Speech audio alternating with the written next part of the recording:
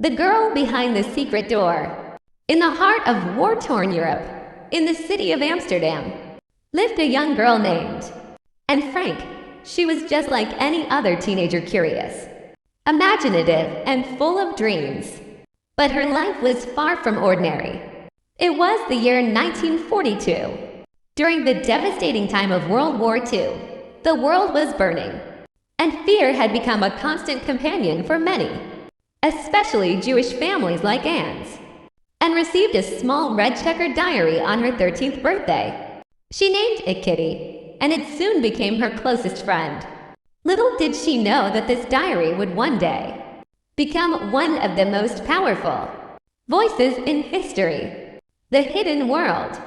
As the Nazi forces tightened their grip, Anne's family went into hiding. They moved into a secret annex behind her father's office. The entrance was hidden behind a movable bookshelf, a silent door to a confined world. The annex was small, cramped, and filled with whispers. Anne lived there with her parents, her sister Margot, and 4 others. They had to remain completely silent during the day. Even a small noise could mean danger. Despite the fear, Anne's spirit refused to break. She wrote in her diary every day about her fears, her hopes, her arguments, and her dreams. She described the sound of church bells, the longing to feel fresh air, and the pain of being trapped. I still believe, in spite of everything, that people are truly good at heart, she once wrote. Dreams beyond walls. And didn't just write to pass time, she wrote to survive. She dreamed of becoming a writer, of traveling the world, of living freely again. Through her words, she created a life beyond the walls of the annex.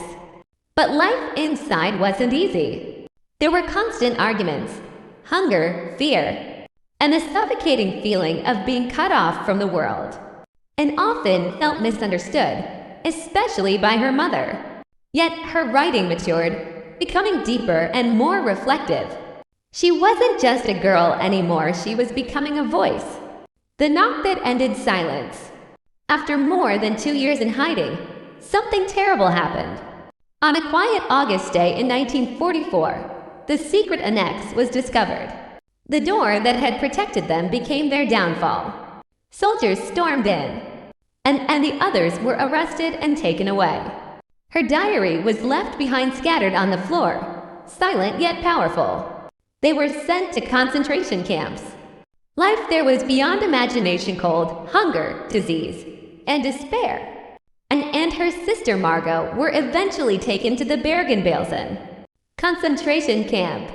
There, in the harsh winter of 1945, Anne Frank died.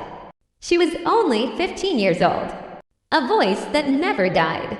After the war ended, Anne's father, Otto Frank, was the only survivor from the annex. When he returned, he found Anne's diary. As he read her words, he discovered a side of his daughter he had never fully known: her strength, her dreams, her voice. He decided to publish her diary.